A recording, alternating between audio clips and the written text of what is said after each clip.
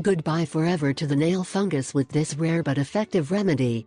Solved in 10 days. Apple cider vinegar is the most effective way to get rid of nail fungus.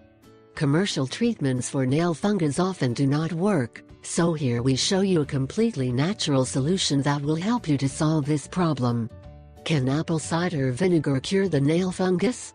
It's all about pH. Fungi need an alkaline environment in order to thrive. The fungal infection of the nail causes the pH of the nail and the surrounding skin to be more alkaline. Apple cider vinegar is acidic, making it increasingly difficult for the fungus to survive. But in this video we do not just talk about putting apple cider vinegar and that's it. But we propose an explosive combination that works at 1000 wonders. Ingredients: 1 cup of apple cider vinegar, a glass of pomegranate and strawberry juice, the rest water. Preparation: 1. Pour the ingredients into a basin. 2. For about 15-20 minutes soak your feet in the mixing. 3. With a paper towel dry your feet. 4.